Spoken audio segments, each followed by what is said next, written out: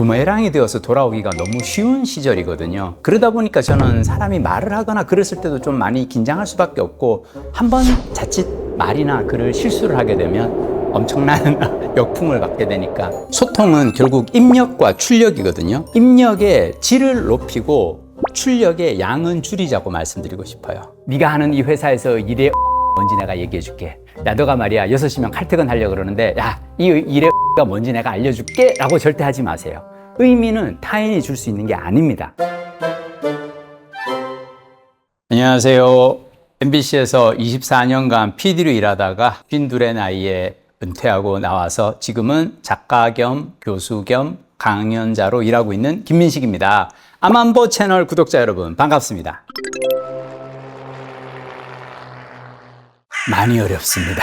왜 그러냐면 대상이 바뀌고 더 많아졌기 때문이라고 생각하거든요. 우리 그냥 한번 100년 전만 한번 생각해 봐요. 100년 전에 내가 평생 살면서 만나서 이야기를 나누는 그런 대상이 몇 명이나 됐을까요? 그냥 내가 사는 마을에서 한 100명 정도 되었을까? 그 중에서도 내 또래는 몇 명 안 됐을 것 같거든요. 근데 이제는 이 대상들이 너무나 많아진 거죠. 고령화 시대다 보니까 나보다 나이가 수십 년을 더 사신 분들과 나보다 몇십 년 더 어린 분들과 이 다양한 사람들과 만나서 이야기를 하다 보니까 대상에 맞춰서 이야기를 한다는 게 갈수록 저는 더 어려워진 시대라고 생각합니다. 세상의 변화를 따라잡지 못할 때 위기가 온다고 생각하거든요. 21세기에 찾아온 세 가지 커다란 변화가 있는데, 하나는 세계화고요, 두 번째는 정보화고요, 세 번째가 고령화지 않습니까? 자, 이 세 가지 변화가 각각 정보의 입력, 출력, 대상에 영향을 미칩니다.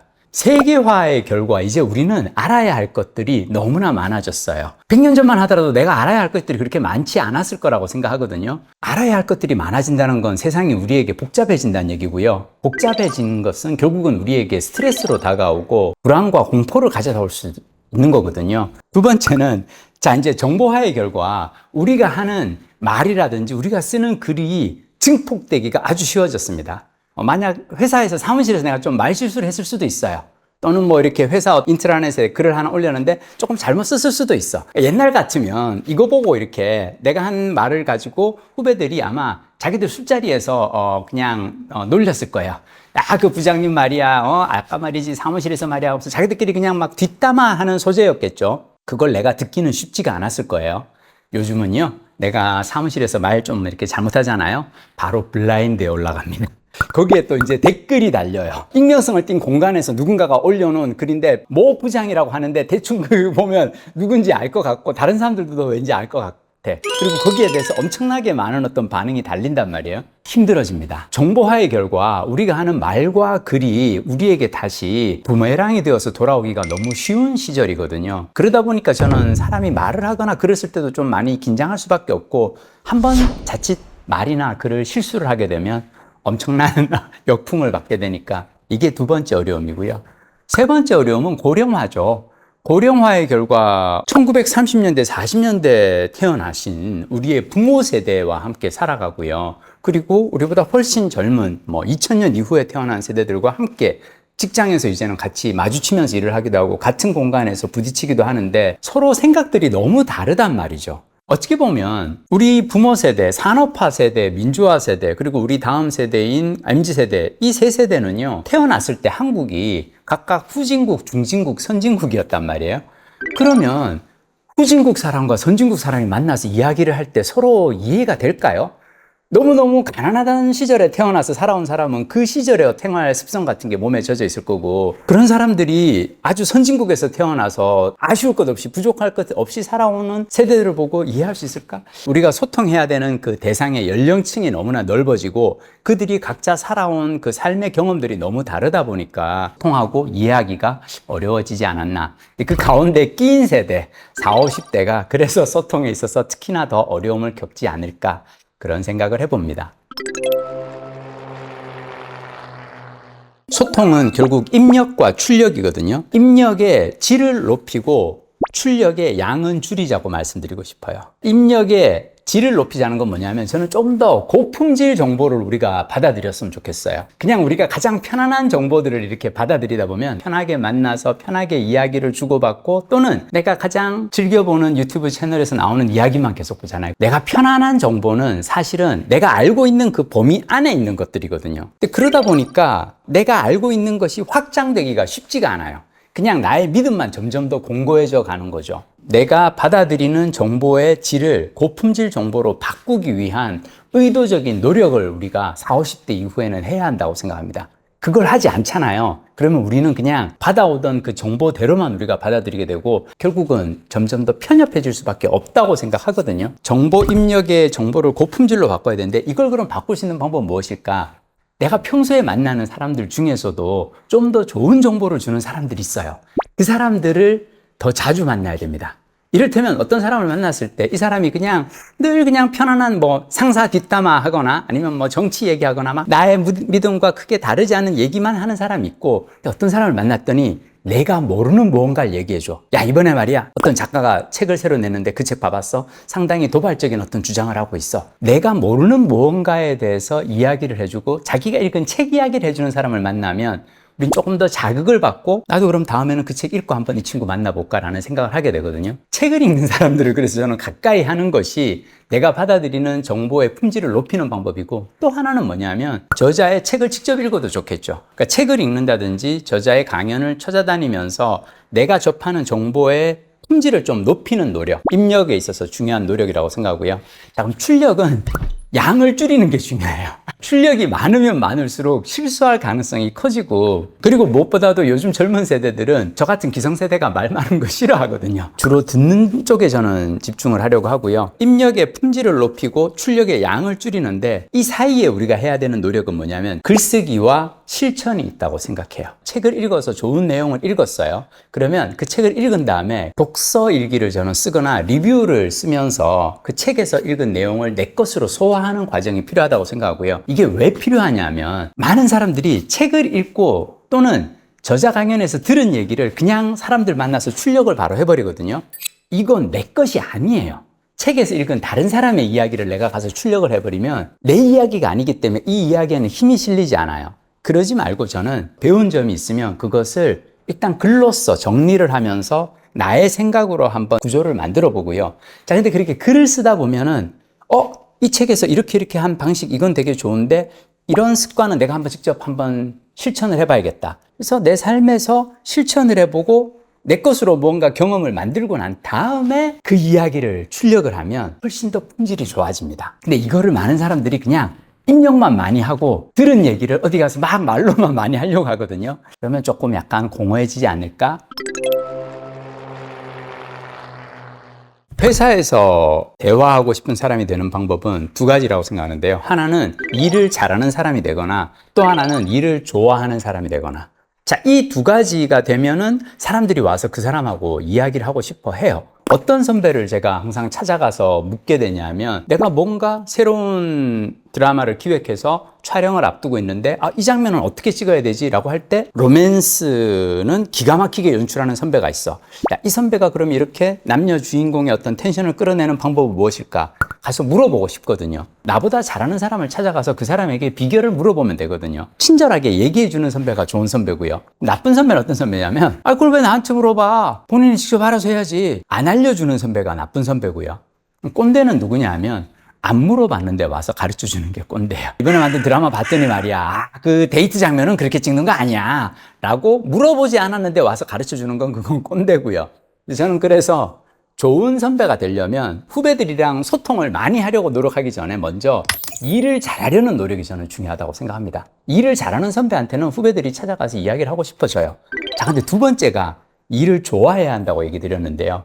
이게 반드시 같이 가야 되는 게 회사에서 일 잘하는 선배 있거든요. 근데 그 선배는 항상 볼 때마다 주름 쓰고 막 이렇게 그러니까 항상 혼자서 이렇게 고뇌하는 예술가처럼 이렇게 이러고 있어요. 그런 분한테 가서 물어보기 쉽지가 않아요.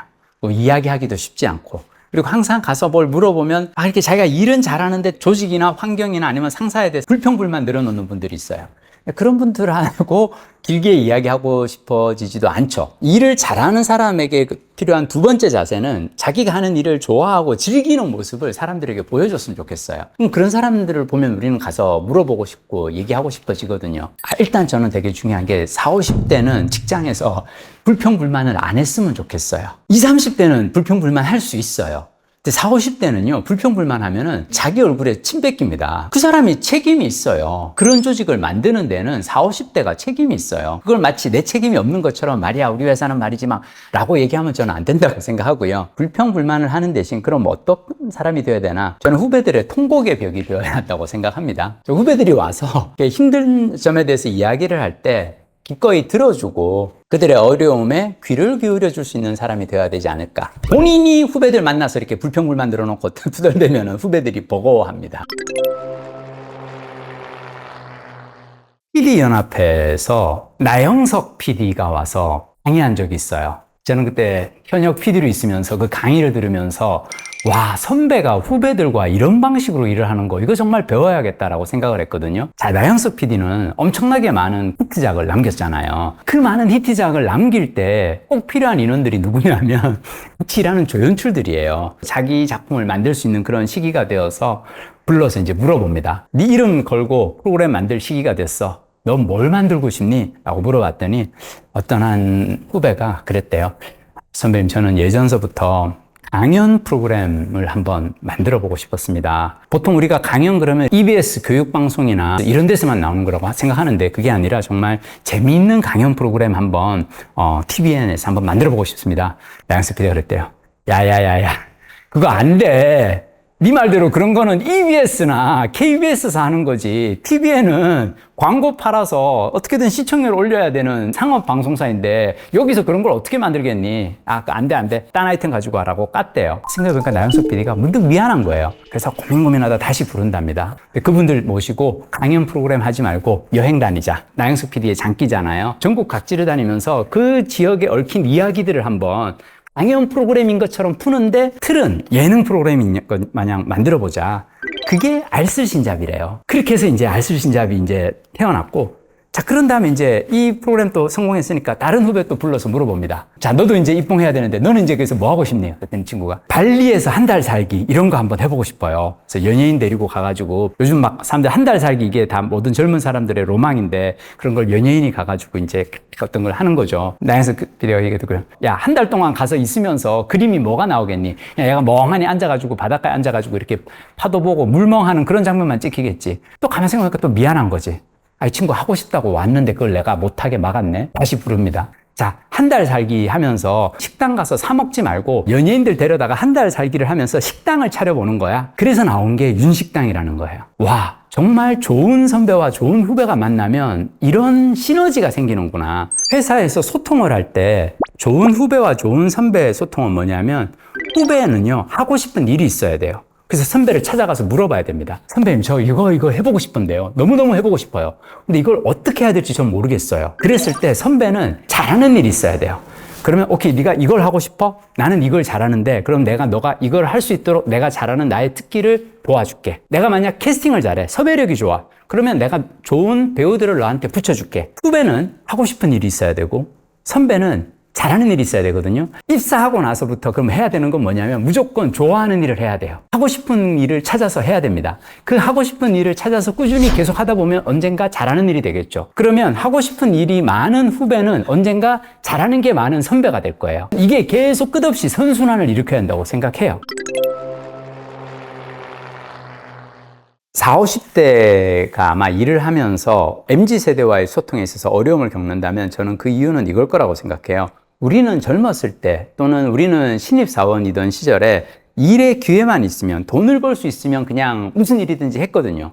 회사에서 시키면은 돈을 벌기 위해서 무슨 일이지 했는데 그건 우리가 어려운 시절을 경제적으로 힘든 시절을 살아왔고 특히 우리 부모 세대들도 그렇게 살아오다 보니까 회사에서 돈을 벌 수만 있으면 무슨 일이든지 해야지, 뭐 자존심 죽이고 뭐든지 다 해야지라고 살았던 게 후진국, 중진국형 마인드라서 그런 거고, 자, 선진국에서 살아가는 사람들은 과연 돈만 있으면 될까? 그렇지 않다고 생각합니다. 자, 그럼 선진국에서 태어나고 선진국에서 살아가는 젊은 세대들에게는 돈뿐만 아니라 두 가지가 더 필요한데요. 하나가 자유고 또 하나가 삶의 의미입니다. 돈, 자유, 삶의 의미, 이 세 가지가 일을 하는 데 있어서 꼭 필요한 것들이거든요. 40, 50대 부장님이라면은 그러면 이 세 가지 중에서 무엇을 줄 수 있을까? 줄 수 있는 건 딱 하나밖에 없어요. 업무에 있어서의 자율성밖에 없어요. 왜냐? 부장이 월급 주는 거 아니잖아요. 어차피 돈은 회사에서 줄 겁니다. 젊은 세대에게 내가 줄 수 있는 거는 자유라고 생각해야 됩니다. 그냥 마이크로 매니지먼트 하려고 하지 마시고요. 하나하나 일일이 아침에 출근해서 어떤 업무인지 하나하나 세세하게 들여다보려고 하지 말고 어떤 일을 왜 해야 되는지 하나만 딱 그걸 하고 안에서 직접 방법을 찾아가는 건 스스로 답을 찾을 수 있도록 놔두는 겁니다. 제가 PD로서 일을 할 때 후배들에게 세세하게 지시 안 하는 이유가 있어요. 뭐냐면 이 친구들을 MBC에서 뽑은 게 평생 제 조연출을 하라고 뽑은 게 아니거든요. 각자 다 자기 나름의 어떤 작품을 만드는 감독이 되고 연출이 되라고 뽑은 거고, 그러면 저와 함께 일하는 사람들도 이들이 성장을 해야 언젠가는 중간 관리자가 되고 언젠가는 경영자가 될 거 아닙니까? 그러면 이들에게 성장할 수 있는 여유를 주기 위해서는 일을 할 때 자기 스스로 뭔가 하나하나 업무 분야를 찾아가고 방식을 찾아가는 훈련을 해봐야 되거든요. 그래서 저는 선배가 해야 될 건 딱 하나라고 생각해요. 잘 되면은 네가 잘한 거야. 안 되잖아요. 내가 책임을 지는 겁니다. 그러니까 저는 선배의 역할은 후배에게 업무를 맡겼는데 제대로 안 됐을 때 뒤를 봐주는 거죠. 오케이, 괜찮아. 당황하지 마. 요거 저기 고객사에서 마음에 안 들어 할 수 있어. 자, 그럼 우리는 요걸 이런 식으로 바꿔보자. 라고 하고 뒷감당을 해주고, 그리고 위에서 뭐라 그러면은, 그거 제가 지시를 잘못해서 제가 정확하게, 명확하게 디테일한 지시를 못했기 때문에 그렇습니다라고 책임져 주는 게 저는 중간 관리자의 역할이라고 생각하고요. 자, 그럼 이렇게 해서 일을 어떻게든 그 젊은 세대가 직접 즐겁게 자기가 하고 싶은 업무를 찾아서 자유롭게 할 수 있도록 일할 수 있는 환경을 만들어주잖아요. 삶의 의미는 본인이 찾을 수가 있어요. 딱 하나, 자유밖에 줄 수 없다고 얘기하는 게 뭐냐면, 절대 40, 50대 관리자가 주지 말아야 할 건 뭐냐면 의미를 주려고 노력하면 안 돼요. 네가 하는 이 회사에서 일의 의미가 뭔지 내가 얘기해 줄게. 야, 너가 말이야 6시면 칼퇴근 하려고 그러는데, 야, 이 일의 의미가 뭔지 내가 알려줄게 라고 절대 하지 마세요. 의미는 타인이 줄 수 있는 게 아닙니다. 의미는 무조건 스스로가 찾을 수 있는 거예요. 돈은 회사에서 주고, 나의 상사는 나를 믿어주고, 나에게 업무의 어떤 자율성을 준다면, 그렇게 해서 살다 보면 삶의 의미는 각자가 찾을 수 있을 거라고 생각해요. 20, 30대가. 요걸 생각하고 우리가 20, 30대에게 무엇을 줄 수 있을까를 계속 고민해 봤으면 좋겠습니다.